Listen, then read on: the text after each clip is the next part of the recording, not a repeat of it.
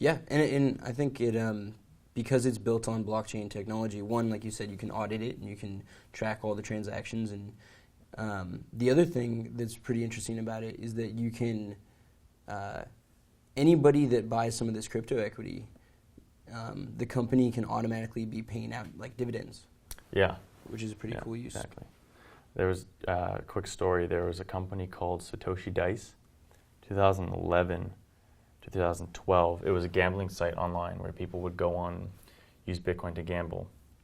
And this guy took his company public, IPO'd his company on the Bitcoin blockchain, issued shares to totally anonymous to people for Bitcoin, and he then paid dividends on those shares to those shareholders, and then the company was acquired by a private buyer about 9 months later for $12 million, and all those shareholders were paid a premium above their IPO price.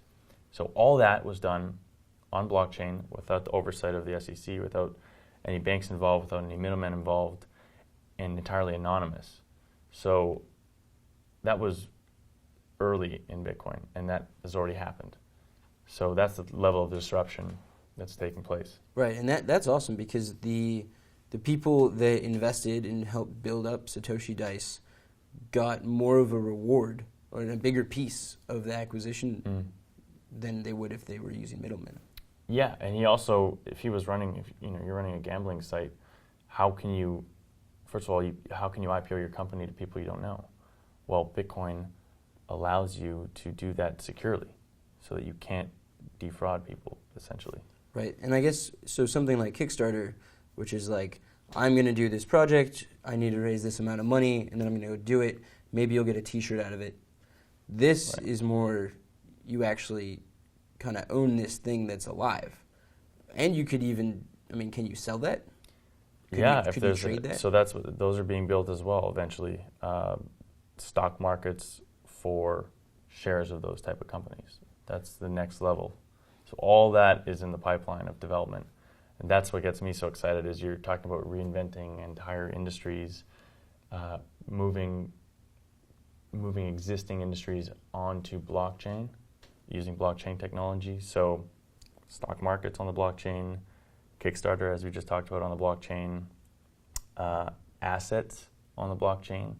Is that happening already? It's still early, but it is happening. There's a few. For example, a deed to a house can be put on the blockchain and traded, so you can verify who owns that house just from looking up on the blockchain. So you remove the need for any record keeping, which is a big deal. Or paper. Yeah. Which is like the government's main way of tracking things right now. Yeah. So there's which is horrible. Yeah, it's the government actually would love Bitcoin because everything's traceable. Yeah, and they're still trying to decide how they feel about it. But we would like the government to use blockchain for all their records. Yes, and then we can verify all their records. Right, and so hopefully, that probably falls into like something that's not happening now, but like what could happen. Yeah. And I think that's what I know we're really excited about.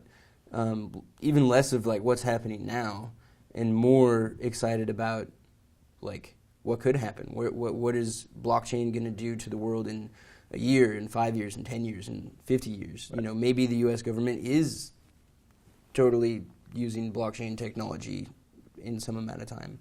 Yeah. Like what else do you think we could see happen? Like how could blockchain, the Bitcoin technology, kind of impact the world?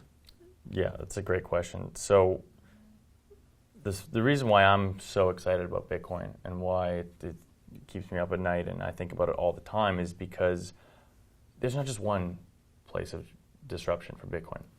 It has such a variety of different applications. So you asked, going forward, one really interesting use case for Bitcoin is in stock markets. I think Patrick Byrne, who's the CEO of Overstock, has published and already has a team working on creating the first publicly traded crypto equity. It's a fancy way of saying his company, Overstock, that it trades on NASDAQ. Which was one of the first companies to start accepting Bitcoin. Yeah. Exactly. I think that was early, like January this year. Yep.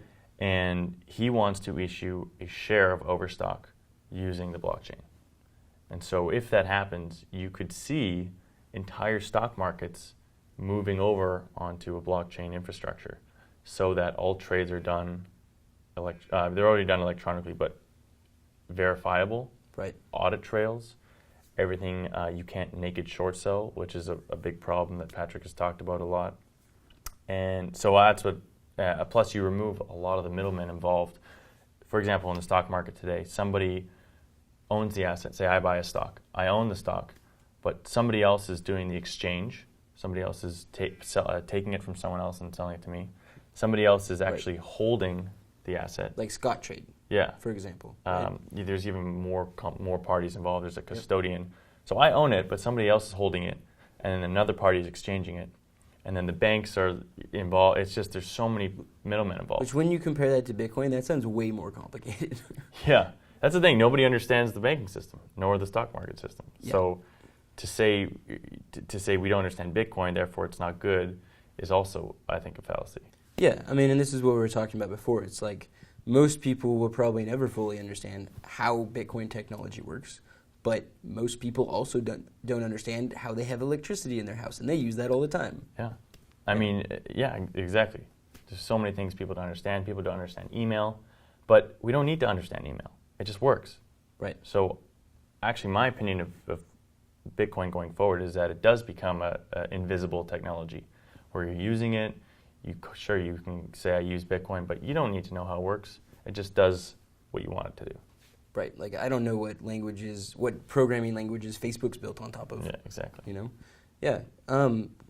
Cool. What else is there? There's got to be a lot of other things. So micropayments are something that can be a really interesting use case. There's something called the Dogecoin tip bot. So Dogecoin, just quickly, is just another version of Bitcoin. It's just called Dogecoin. It's actually awesome. So you guys may have heard of Dogecoin.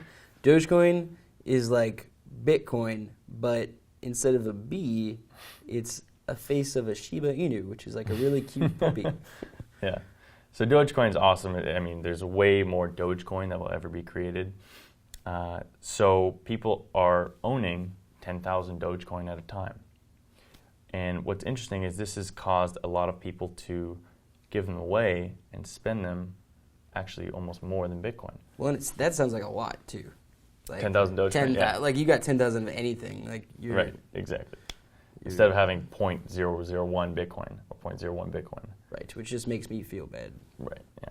So it's a decimal thing. But anyway, with the Dogecoin tip bot, you can tip Redditors for their comments. But what's really interesting use case of that is if you're an author or you're a blogger and you put up a blog post, you could monetize those blog posts through tips, for example. So you don't have to take anyone's, for $1 or for 50 cents, I'm not going to give my credit card information. It's just too big a barrier to entry. But you put a Bitcoin address or eventually just a button, because you have your Coinbase wallet running in the background, you just send 50 cents like that entirely for free. So that's a use case that can exist today, because just to do that credit card transaction costs 30, 40, 50 cents initially before you even take a percentage. Right, so if I wanted to send you 3 cents, because I was like, oh, that was an excellent blog post, Mm-hmm. I'm going to send you 3 cents. You're going to send me 3 cents, but the merchant, me, the author, I'm going to be paying 50 cents just to receive the 3 cents. So that sounds horrible. Yeah, it can't work. One more point for Bitcoin. Right, exactly. Yeah. So what about, like, with Bitcoin, we're tracking transactions. Mm-hmm. Multi-sig, we're protecting transactions, pretty much, right? Making it harder to hack. Saving assets, that's super cool, being able to track that. At some point, maybe the government, U.S. government, whoever, using blockchain to track other types of information. Like, what other types of information can you save information on the blockchain? And, like, how does that work? And because that's probably something most people don't really understand, is that there's actually space on the coin, in the ledger to save other information. Right. And then that becomes part of this decentralized trusted system, and anybody can audit it to make sure that information is there. Yeah. So one example of that is back to the deed version. So you could take a deed to a house and you could put it on the blockchain, which is a fancy way of just this portion of a Bitcoin is marked that it's this deed. So because it's on the blockchain, it can't be copied, and you then send that token, that deed, around using the blockchain, so that whoever owns that owns the deed. Whoever owns that Bitcoin. Yeah. Right. For example. Right. So it's almost like if a Bitcoin was a physical object like the dollar, it's like you're literally writing out the deed on the dollar. Sure. Kind of. Yeah. Yeah, that's fine. Like in simple terms. And whoever owns the thing is you could copy that dollar. Right, which is why we don't want to use dollars anymore. But actually, we're already 93% of all money is already digital. Yep. I have to verify that stat, but yeah, it's a very small percentage is still cash. And the government is constantly trying to remove cash because cash makes up a really large portion of the illicit activity that goes on. Whereas Bitcoin, it's all traceable. Right. So, are you excited about where Bitcoin can go? Yeah. Yeah, I'm pumped. Cool. It's basically, I love Mark Andreessen's writing on Bitcoin. He's probably the guy that got me most excited about it. And he says this is the single greatest technological innovation he's seen since the internet. Because you're basically creating an entirely new platform for money. And never before has that ever been possible. The fintech industry, finance innovation, has largely been, the growth has been hindered because of all the regulation and because of the big monopolies and oligopolies that exist. So now you have a decentralized platform that is allowing people like myself, people like the hackers at Boost, to build new applications using this technology for money. I mean, that's why you're seeing so much innovation, so much venture capital money going in. You're disrupting a whole industry. So, yeah, it's an exciting time. Yeah, it's super exciting. Well, thank you for helping us Sure, explain this to the world. I'm sure they're super appreciative because this stuff is complicated. It's hard to figure out how it works, and it's actually awesome if you get a chance to understand it. So happy to be here. Yeah, awesome.